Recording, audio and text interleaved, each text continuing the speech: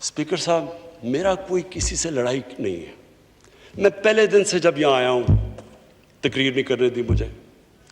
जब मैं बात करता हूँ शोर मचता है, गलत बातें करती हैं। मेरी किसी से कोई लड़ाई है? मुझे इन सबको जो भी ये समझता है कि ये मैं किसी से लड़ाई की वजह से या कोई मैं अपने दुश्मनियाँ किसी से हैं, मेरी कोई किसी से दुश्मनी नहीं है।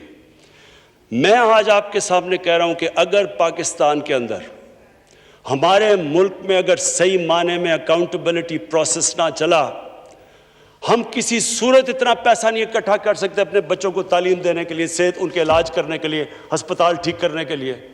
हम आगे बढ़ ही नहीं सकते। जब एलीट करप्शन पे लगी हुई है, वो आप कैसे समझते हैं वो मुल्क तरक्की करेगा? हम जब आप किसी के ऊपर केस होता है, वो कहते हैं जी पॉलिटिकल विक्टिमाइजेशन है। मुझे ये बताएं कि मेरे ऊपर पॉलिटिकल विक्टिमाइजेशन नहीं थी जब इन्होंने मेरे ऊपर 2002 का फ्लैट डिक्लेयर हुआ, मुझे इन्होंने सुप्रीम कोर्ट में 6 केसेस कर दिए। मेरे इलेक्शन कमीशन के अंदर मुझे सुप्रीम कोर्ट में 2 केसेस किए।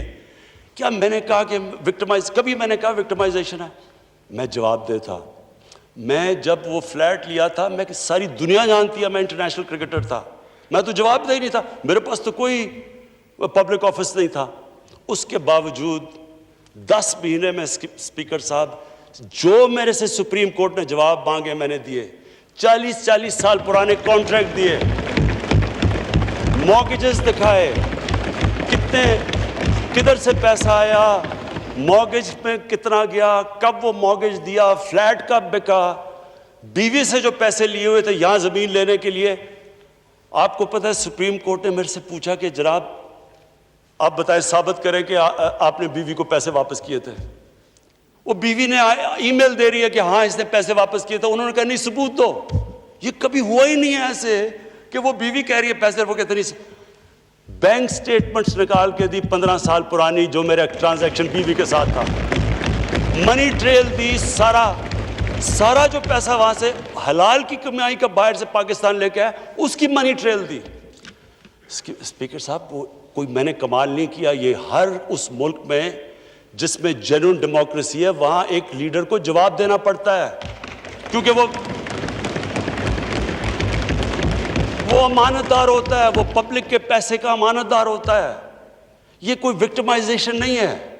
और ये जो नैब है, ये हमने तो नहीं नैब बनाई, एक आदमी हमने भर्ती नहीं करवाया। नैब तो पुरानी है, 90% केसेस भी पुराने हैं, लेकिन गालियां हर रोज मुझे पड़ती हैं कि जनाब देखें इमरान खान ने ये कर दिया, वो कर दिया।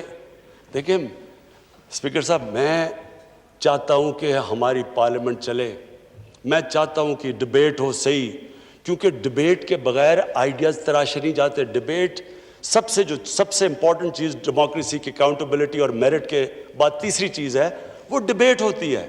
यहाँ डिबेट ही नहीं हो सकती। जब बात करो वो शुरू हो जाते हैं कि जी वो नैब न्याजी नेक्सस या कभी कुछ शुरू हो जाते हैं। यानी इस तरह तो देखे ना स्पीकर साहब, मैंने तो नहीं नैब बनाई। पॉइंट ये है कि क्या फंडामेंटल प्रिंसिपल ये है, क्या हमारे जो इक़्तिदार में लोग रहते हैं वो जवाब देना चाहते हैं अपनी वेल्थ का या नहीं देना चाहते?